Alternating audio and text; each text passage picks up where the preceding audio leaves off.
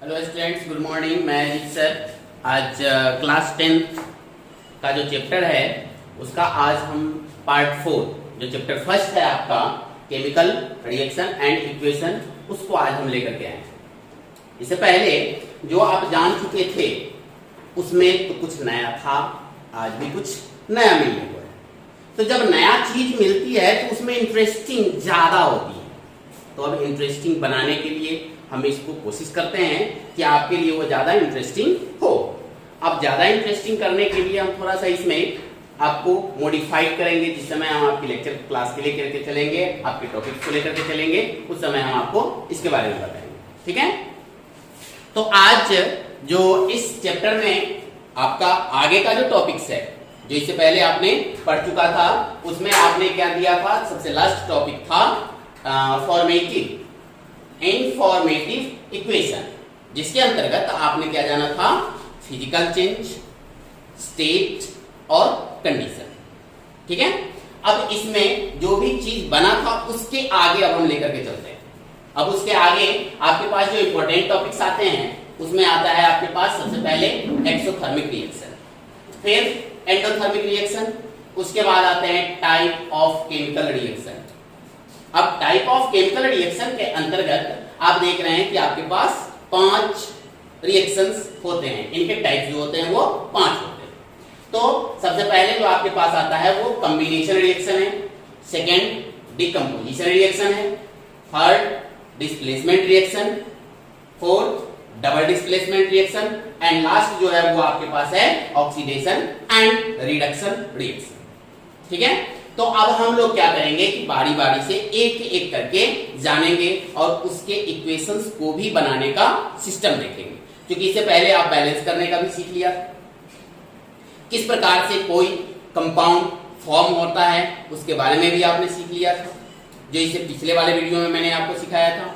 उसी के आधार पर आज हम फिर आपको आगे लेके चलेंगे। ठीक है। तो अब हम लोग स्टार्ट करें। इसमें आपके पास है सबसे पहला क्या? Exothermic reaction. अब ये जो एक्सोथर्मिक रिएक्शन होता है, इस एक्सोथर्मिक रिएक्शन जो लिखा हुआ है, जहां पर आप देख रहे हैं कि केवल एक्सोथर्मिक, तो एक्सोथर्मिक से ही हम लोग इसको जान सकते हैं कि यह रिएक्शन किस प्रकार से है। अब यहां पर आप देख रहे हैं कि यह एक्सोथर्मिक है। मैंने इसको 2 पार्ट में बांट दिया है। सबसे पहला आपको क्या है? एक्सो, और दूसरा है थर्मिक। थर्मिक कहने का मतलब क्या होता है कि यह टेम्परेचर से होता है, यानी कि तापमान से। एक्स, अब यहां पर थोड़ा सा हम इसको डिफाइन कर देते हैं, थोड़ा सा डिफाइन कर देते हैं। अब अगर डिफाइन करते हैं तो आप देखे होंगे कि अधिकांशतः जगह पर लिखा हुआ होता है एग्जिस्ट। अब इस एग्जिस्ट में से हम आई को हटा देते हैं। क्या बच गया? EX, जो एग्जिस्ट का शॉर्ट फॉर्म होता है। इसका मतलब क्या हो जाता है? निकलना, निष्कासन। ठीक है। तो यहां पर भी वही चीज है। बात समझ रहे हैं मेरी? तो यहां पर EX जो आपको बताया जा रहा है, इसका मतलब क्या हो गया कि टेम्परेचर, तापमान, हीट जो होगा वह क्या होगा? निष्कासित। इसमें तो रिएक्शन में जब भी कोई रिएक्शन होगा उसमें से अगर टेम्परेचर, तापमान अगर निकलती है, वह ऊर्जा के रूप में निकलती है, तो अब आप इसको क्या कहेंगे? एक्सोथर्मिक रिएक्शन बोलेंगे। अब इस एक्सोथर्मिक रिएक्शन को अब हम लोग देखेंगे इक्वेशन के माध्यम से। वो इक्वेशन हम आपको अब दिखाने जा रहे हैं। अब यहां पर आप एक्सोथर्मिक रिएक्शन का इक्वेशन देखेंगे। वो इक्वेशन आपके फर्स्ट में लिखे गए हैं। अब CH4 आप इस नाम से भी वाकिफ होंगे। इसको आपने पिछले क्लास में भी देखा होगा, कई बार हमने लिखा होगा आपके सामने में बोर्ड पर। इसके बारे में भी मैंने आपको बताया है। यह CH4 जो होता है इसको हम लोग नेचुरल गैस भी बोलते हैं, और साइंटिफिक जो नेम होता है इसका, उसको हम लोग मेथेन बोलते हैं। अब ये मेथेन जो होता है ऑक्सीजन के प्रेजेंटेशन में ये क्या करता है कि जलता है। जैसे ही वह जलेगा तो जलने के बाद उससे क्या निकलते हैं? कार्बन डाइऑक्साइड निकलेंगे और H2O यानी कि वाटर निकलेंगे, वह वेपर के रूप में। अब आप यहां देख रहे हैं कि यह हीट एनर्जी भी प्रोड्यूस करती है।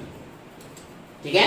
जब भी किसी भी रिएक्शन में जो प्रोडक्ट्स होंगे उस प्रोडक्ट्स में अगर एनर्जी लिखा हुआ हो, इसका मतलब वहां पर क्या हो जाएगा कि वह कौन सा रिएक्शन होगा, एक्सोथर्मिक।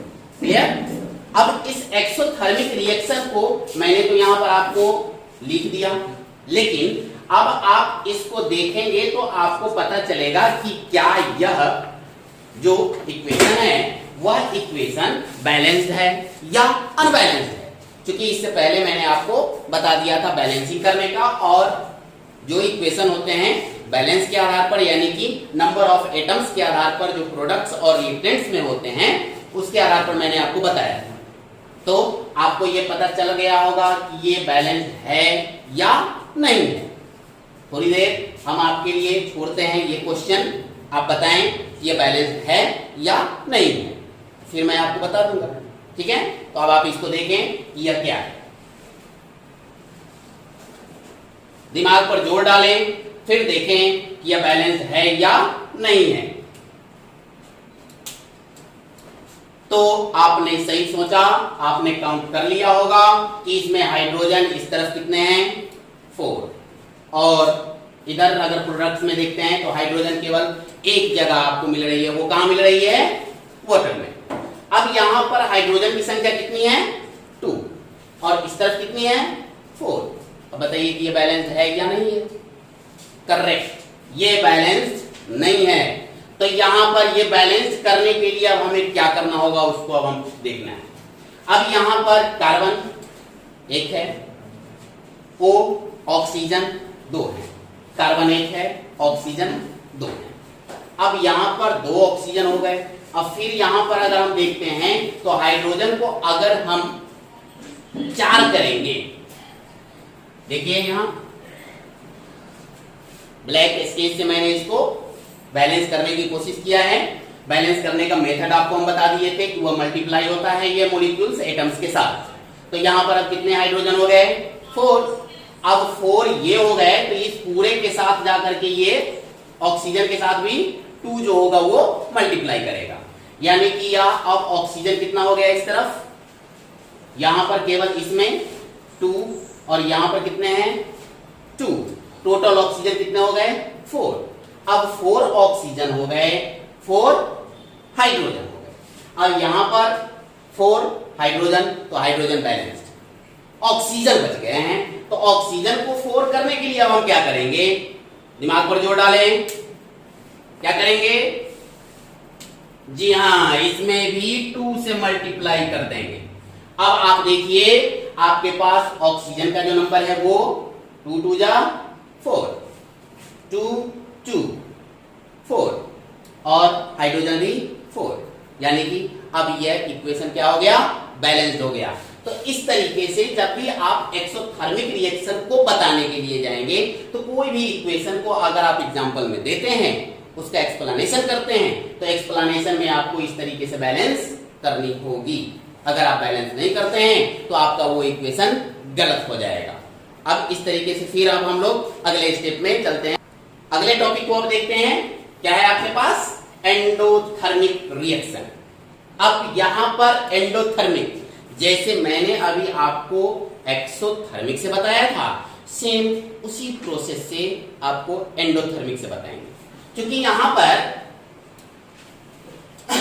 EN लिखा हुआ है, ठीक है, और आगे तो आप समझ रहे हैं थर्मिक टेम्परेचर। अब यहां पर एंडो जब हम लिखते हैं थोड़ी सी गलती करते हैं, क्योंकि गलती करने से आपको ये याद होने की संभावना ज्यादा हो जाती है। अगर हम इसको लिखते हैं ऐसे,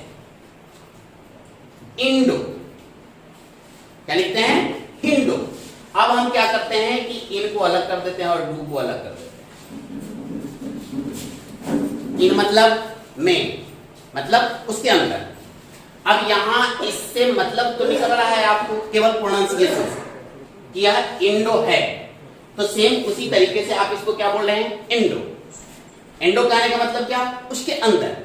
यानी कि जब भी कोई केमिकल रिएक्शन होता है उसके अंदर जब मेरे द्वारा, आपके द्वारा जब हीट को दिया जाता है, या नेचुरली रूप से हो या फिर आपके द्वारा दिया जाए, तो वैसे रिएक्शन को हम लोग क्या बोलेंगे, एंडोथर्मिक रिएक्शन बोलेंगे। अब इस एंडोथर्मिक रिएक्शन के जो डिफिनेशन होंगे उसको अब आप खुद बना सकते हो। जैसे a reaction in which provide externally temperature in it to produce new substance is called endothermic reaction। यानी कि जब आप किसी भी रिएक्शन में एक्सटर्नली प्रोसेस से आप उसमें टेम्परेचर को डालते हो तो आप उसको क्या बोलेंगे, एंडोथर्मिक रिएक्शन बोलेंगे। क्लियर? तो इस एंडोथर्मिक रिएक्शन को अब हम लोग जानेंगे इक्वेशन के माध्यम से।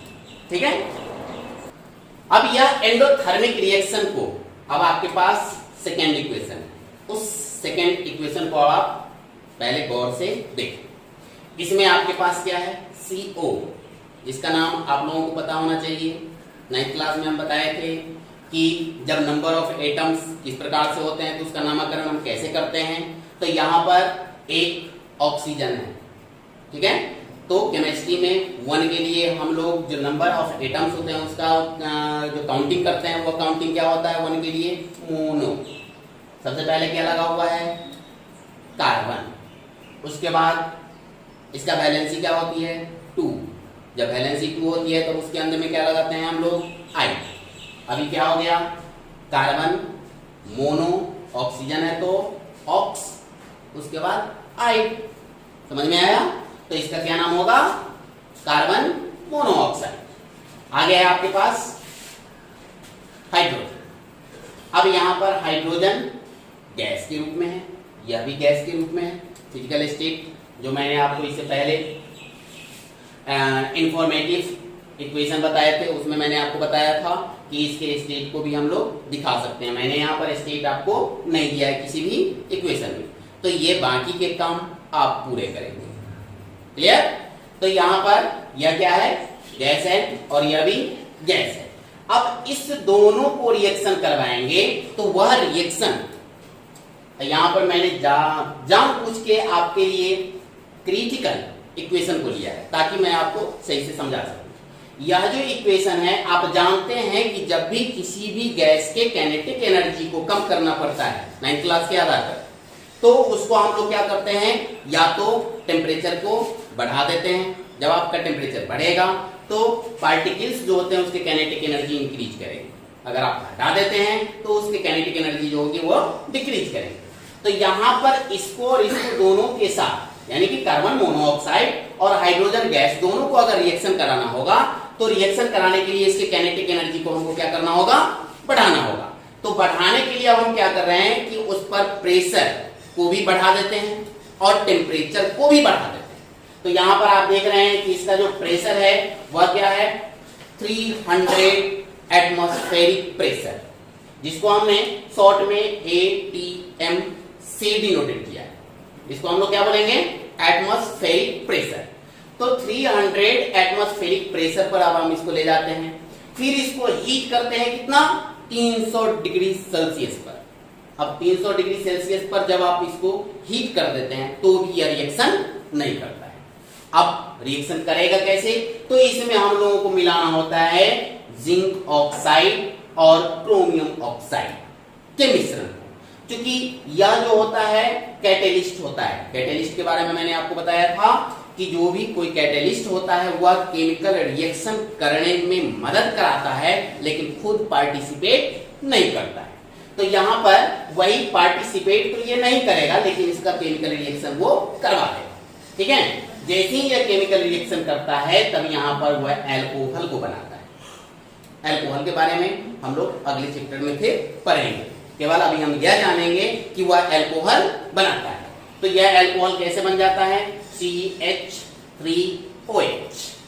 अब यहां पर फिर वही कंडीशन आपके पास आती है, क्या, बैलेंस करने। अब यहां पर आप खुद देखिए क्या यह बैलेंस है, नहीं है तो बैलेंस करेंगे। अब यहां पर कार्बन को देखें, मैं आपको अंडरलाइन करके बताऊं। कार्बन कितने हैं, 1। इस तरफ कार्बन कितने हैं, 1, इक्वल है। चलिए यहां पर ऑक्सीजन को देखते हैं, 1। इस तरफ ऑक्सीजन को देखते हैं, 1, इक्वल। अब क्या गड़बड़ है, बराबर है इसमें हाइड्रोजन 3 और 1 4। हाइड्रोजन कितने हो गए 4। अब इसको अगर 4 करना हो तो क्या करेंगे, ऊपर में लिया हुआ है ऑक्सीजन के साथ, आप उसको देख करके भी बता सकते हैं, यानी कि नकलची अगर है तो आप समझ गए होंगे क्या है 2 2 2 जा 4। अब आप देखिए कि ये बैलेंस हो गया, यहां ये बैलेंस हो गया। तो इस तरीके से आपने इस इक्वेशन में यह देखा कि इस इक्वेशन को अगर कंप्लीट करना है, अगर हमें मेथेनॉल बनाने हैं कार्बन मोनोऑक्साइड और हाइड्रोजन गैस से, तो उसमें हमें टेम्परेचर देना पड़ता है बाहर से। तो यह कौन सा रिएक्शन कहलाएगा, एंडोथर्मिक रिएक्शन, करेक्ट। तो अब हम लोग फिर आपके जो अगले टॉपिक्स हैं उसके इधर चलेंगे। अब हम लोग आगे जो आपकी अगली टॉपिक्स है वो आपके पास है टाइप ऑफ केमिकल रिएक्शन। अब टाइप ऑफ केमिकल रिएक्शन होने का जो कंडीशन होता है, इसके बारे में मैंने आपको सबसे फर्स्ट जो वीडियो थी उसमें मैंने आपको बताया था कि आप वैलेंसी, रिएक्टिविटी सीरीज, किसी भी एलिमेंट का आप याद कर लें। अब उसके आधार पर ये जितने भी हैं आपके पास टॉपिक वो सब रिएक्शन होते हैं। जैसे सबसे पहले आपका कॉम्बिनेशन रिएक्शन। तो रिएक्शन कंपाउंड जो बनने की जो प्रोसेस होती है उसको मैंने आपको बता दिया था।